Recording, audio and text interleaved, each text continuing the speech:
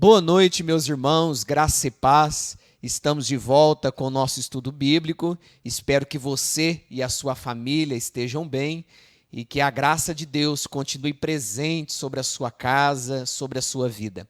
Nós vamos nessa noite dar continuidade à nossa série de mensagens, lembrando que hoje é o nosso último encontro com a série O Segredo da Alegria. Nós vamos encerrar hoje essa série de mensagens que nós iniciamos no dia 4 de fevereiro, quando nós começamos a estudar a carta aos Filipenses de forma expositiva. Então, quero te convidar nesse momento para orar comigo. Vamos agradecer a Deus por esse dia, por essa oportunidade em que temos de poder estudar mais uma vez a palavra do Senhor. Vamos orar, ore comigo. Vamos agradecer a Deus por essa jornada que nós tivemos desde fevereiro, estudando a carta de Paulo aos Filipenses. Vamos falar com o Senhor. Querido Deus, nós te louvamos pela tua graça, pelo cuidado do Senhor sobre nós. Muito obrigado porque o Senhor é quem sustenta a nossa vida. Muito obrigado pelos prazeres, pela alegria, por tudo aquilo que o Senhor tem proporcionado a nós, povo do Senhor. Ó Deus, e nós somos imensamente gratos pela obra que o Senhor tem realizado nas nossas vidas.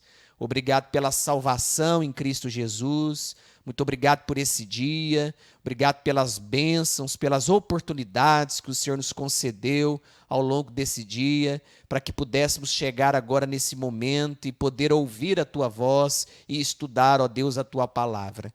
Abençoe teu povo, continue edificando a tua igreja, fortalece aqueles que estão fracos, abençoe aqueles que estão, ó Deus, entristecidos, atribulados, que a boa mão do Senhor continue presente, ó Pai, sobre a tua igreja. É que nós oramos em nome de Jesus, o nosso Salvador. Amém. Nós vamos cantar nesse momento com muita alegria o hino de número 115, Unidos com Cristo. Vamos adorar ao Senhor com este hino do Inário Novo Cântico, o hino 115.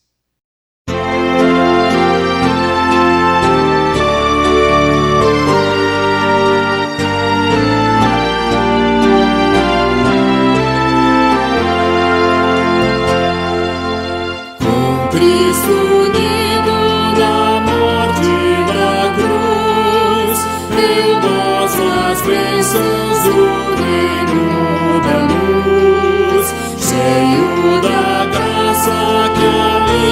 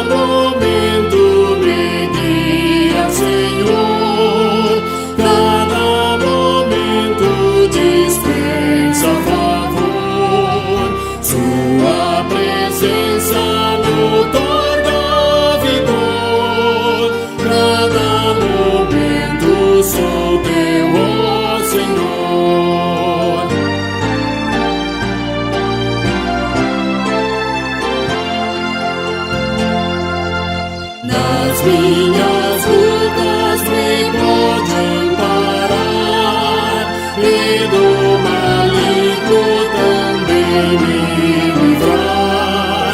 Cada momento por onde eu andar, Cristo meu mestre me pode guiar. Cada momento me guia, Senhor, cada momento dispensa favor. Sua presença me outorga vigor. Cada momento sou teu, ó Senhor.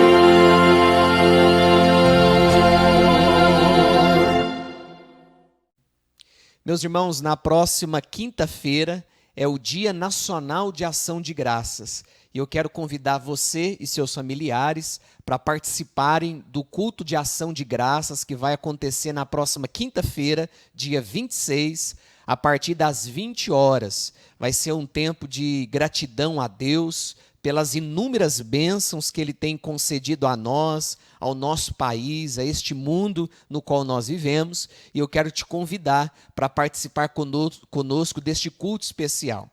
Este culto está sendo organizado pelo Ministério de Casais da nossa igreja e será um tempo de edificação, um tempo de crescimento espiritual para a sua vida. Então participe conosco na próxima quinta-feira, a partir das 20 horas, do culto de ação de graças. E eu gostaria também de lembrar os irmãos que na próxima quarta-feira nós iniciaremos uma nova série de estudos às quartas-feiras.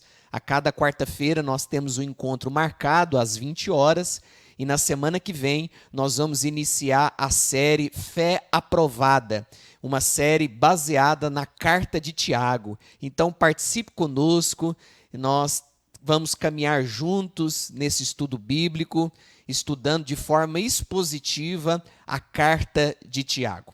E hoje nós vamos finalizar o estudo da Carta dos Filipenses. Nós iniciamos em fevereiro este estudo e hoje nós vamos então finalizar, concluir aquilo que nós vimos ao longo desses meses.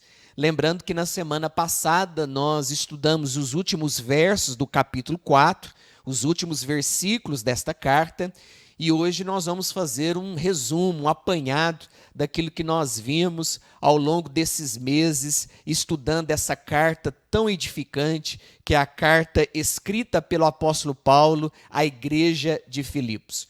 Queridos, nós vimos que o apóstolo Paulo, ao escrever essa carta, por volta do ano 60 depois de Cristo, Paulo ele apresentou para nós algumas temáticas nesses 4 capítulos. No primeiro capítulo, Paulo falou a respeito da supremacia de Cristo, Paulo falou a respeito da grandeza da obra de Cristo Jesus. Já no capítulo 2, Paulo falou a respeito da primazia do outro, uma vez que aquela igreja, a igreja de Filipos, ela estava enfrentando problemas de ordem relacional.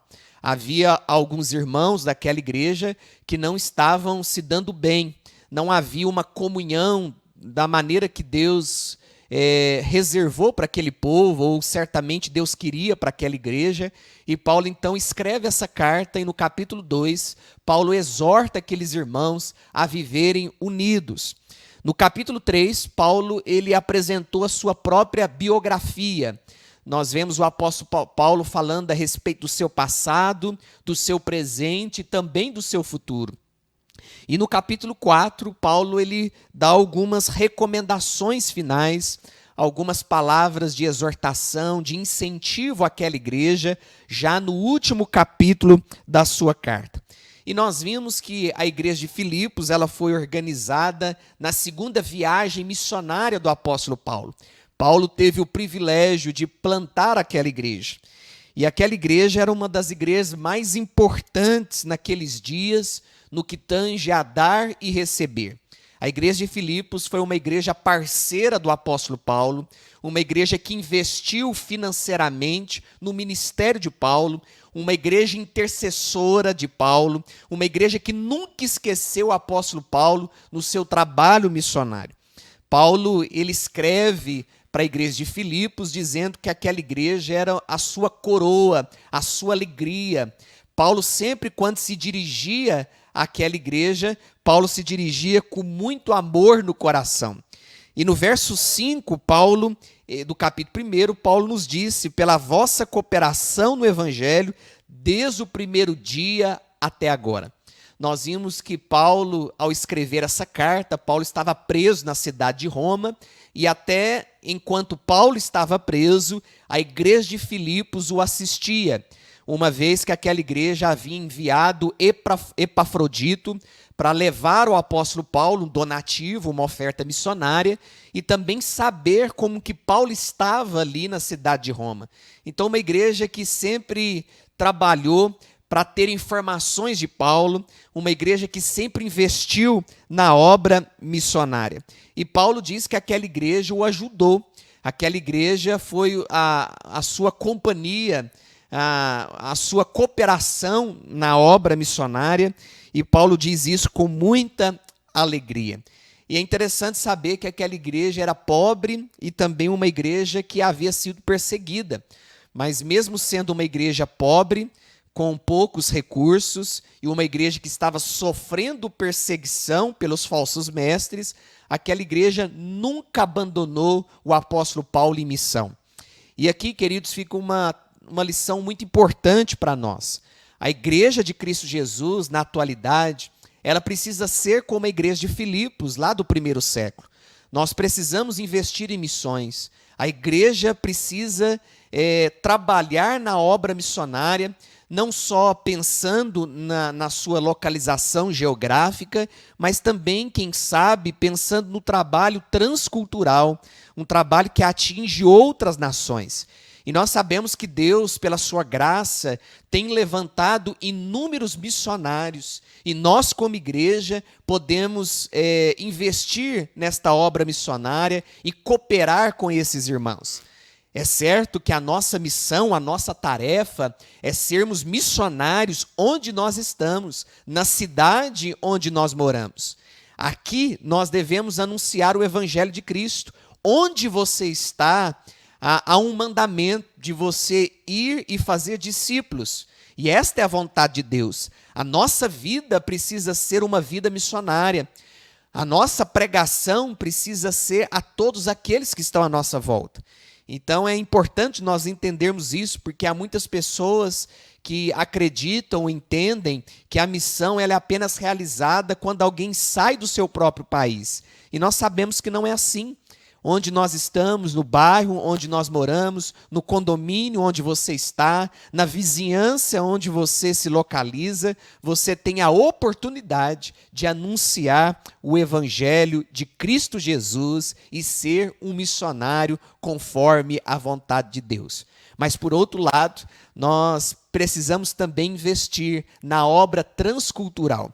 E há muitas missões que estão sendo feitas de forma séria, comprometida com o Evangelho. Paulo, quando ele foi até a cidade de Filipos, Paulo teve que enfrentar várias dificuldades para chegar até aquela cidade. E nós sabemos que muitos missionários também têm enfrentado nos nossos dias várias dificuldades para irem em outras nações, para alcançarem os povos não alcançados com o Evangelho de Cristo. E cabe à igreja investir nesta obra missionária. E no verso 6, Paulo diz: estou plenamente certo de que aquele que começou boa obra em vós, Paulo está falando isso no capítulo 1 da carta de Filipenses, há de completá-la até o dia de Cristo Jesus. Paulo aqui no capítulo 1, ele também fala a respeito da obra da salvação, e essa é a certeza que nós precisamos ter. Ao longo da nossa caminhada, nós precisamos entender que aquela boa obra que Cristo Jesus começou na nossa vida, ele há um dia de cumprir, ele há um dia de concluir esta obra maravilhosa, a obra da redenção. E no verso 21, ainda no capítulo 1, Paulo também disse: porquanto para mim o viver é Cristo e o morrer é lucro. Esse é um dos versículos mais conhecidos dessa carta. Certamente esse versículo fica apenas atrás do versículo 13 do capítulo 4, quando Paulo nos diz: tudo posso naquele que me fortalece. E Paulo então exorta a igreja a viver de modo digno do evangelho. Vivei, acima de tudo, por modo digno do evangelho de Cristo. Esse também foi um dos versículos que sobressaiu quando nós estávamos estudando essa carta. Eu e você precisamos viver de modo digno do evangelho. Nós não podemos viver de qualquer jeito. O nosso testemunho precisa ser sério, comprometido com o reino de Deus. A nossa caminhada aqui neste mundo, ela precisa ser baseada na palavra de Deus e na vontade de Cristo. Então você, discípulo de Jesus, você não pode viver de qualquer jeito. Você precisa viver de modo digno do evangelho. Jesus precisa ser glorificado na sua vida enquanto você age, enquanto você fala, enquanto você se relaciona com as pessoas à sua volta. Em segundo lugar, Paulo também encorajou os crentes aqui nesta carta a viverem em unidade. E nós precisamos também viver essa unidade. Assim como Paulo alertou a igreja de Filipos naqueles tempos, Paulo também alerta a nossa igreja nesse século 21 a vivermos unidos. E Paulo nos diz, para que indo ver-vos ou estando ausentes, ouça no tocante a vós outros que estáis firmes em um só espírito, como uma só alma, lutando juntos pela fé evangélica. Nós precisamos viver unidos. A igreja precisa caminhar de forma unida. A igreja precisa ter um bom relacionamento, porque se nós não temos um bom relacionamento entre nós, como que nós teremos um bom relacionamento com as pessoas fora da igreja, fora do reino de Deus? Então nós precisamos cuidar em primeiro lugar daqueles que são irmãos da fé. Aqueles que caminham conosco, que vivem as dificuldades, as lutas, as tribulações. E essas pessoas, nós devemos ajudá-las, suprir as suas necessidades e ter um bom relacionamento com todas elas. E nos versos de 1 a 4 do capítulo 2, Paulo então vai tratar a respeito dessa unidade. Paulo já começa a chamar a atenção daqueles irmãos já no capítulo 1, mas no capítulo 2, Paulo ele então vai tratar desse assunto. Ele vai então exortar aqueles irmãos a desfrutarem de uma unidade em que a glória de Cristo será vista e conhecida por todos. E é importante, queridos, nós lembrarmos a respeito dessa temática aqui do capítulo 2, é porque Paulo aqui ele também vai ensinar como que deve ser então essa unidade. E Paulo vai dizer que essa unidade ela precisa, em primeiro lugar, de humildade. Essa unidade, ela precisa de humildade. Se você não for humilde, se eu não for humilde, nós não vamos conseguir continuar com essa unidade, nós não vamos conseguir amar uns aos outros e cuidar das pessoas que estão à nossa volta. E é por isso que Paulo lança mão do exemplo de Cristo Jesus. No capítulo 2, nós vemos o apóstolo Paulo falando a respeito da ação de Jesus Cristo ao se humilhar, ao se tornar servo de todos e viver essa humildade que a igreja de Cristo também precisa praticar e cumprir ao longo da sua caminhada. Então, para o apóstolo Paulo, o próximo vem primeiro do que eu. E Paulo, para falar a respeito dessa importância, Paulo vai dar exemplo dele próprio, de Timóteo, de Cristo e de Epafrodito. 4 personagens bíblicos que marcaram o seu tempo e a sua época, vivendo de forma humilde, expressando em seus relacionamentos a humildade que eles aprenderam com Cristo Jesus ou com Deus Todo-Poderoso, no caso da pessoa de Cristo Jesus. E Paulo vai dizer no versículo 8 do capítulo 2, a si mesmo se humilhou. Essa foi a atitude de Jesus Cristo para que ele pudesse então obedecer à morte e à morte de cruz. Queridos, e Paulo também, aqui nessa carta, Paulo ele combateu também as heresias daquele tempo. Paulo, como pastor daquela época, Paulo, como apóstolo de Cristo Jesus, ele não deixou de anunciar a verdade de Deus para combater as heresias do seu tempo. E esse deve ser um compromisso também da igreja de Cristo hoje. Nós precisamos anunciar a verdade e combatermos as heresias que estão à nossa volta. Há muitas heresias rodeando a igreja, há muitas heresias tentando de todas as formas penetrar no seio da igreja e destruir aquilo que já foi construído. Então é importante nós estarmos atentos a essas heresias que estão circulando no nosso tempo. E para que nós estejamos atentos, para que nós possamos combater essas heresias, nós precisamos conhecer a verdade de Deus. Precisamos conhecer mais as Escrituras, precisamos estudar mais a palavra de Deus, porque se nós não conhecermos a palavra de Deus, não há como, não tem possibilidades de você combater as heresias do nosso tempo. E por último, Paulo nos diz: portanto, meus irmãos, amados e muito saudosos, minha alegria e coroa, sim, amados, permanecei deste modo firmes no Senhor. Esse versículo está no capítulo 4. E Paulo nos diz: permanecei deste modo firmes no Senhor. Que no nome de Jesus, que nós estejamos a cada dia firmes no Senhor. Que o nosso compromisso seja com Cristo. Que a nossa vida seja exclusivamente para o louvor de Deus. Que o seu coração, esse coração que deseja tantas coisas, possa descansar em Deus e possa desejar todos os dias a viver de maneira firme no Senhor. A nossa firmeza precisa estar no Senhor, aquele que nós reconhecemos como Senhor da nossa vida. Se nós permanecermos firmes no Senhor, nós vamos poder enfrentar vários problemas. Nós vamos poder enfrentar fome, escassez, como o apóstolo Paulo enfrentou. Nós vamos poder enfrentar problemas relacionais. Se nós permanecermos firmes no Senhor, nós teremos certeza da nossa salvação. Então, há muitas coisas ensinadas por Paulo aqui nessa carta, que só há uma maneira de nós recebermos ou experimentarmos: se nós permanecermos firmes no Senhor. Este é o segredo. Se você deseja ter uma vida abundante na presença de Deus, se você deseja ter uma vida alegre, uma vida extraordinária em Cristo, você precisa permanecer firme no Senhor.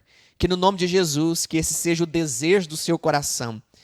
E para que você então tenha acesso a essa alegria que só Jesus pode nos oferecer, nós precisamos estar firmes no Senhor.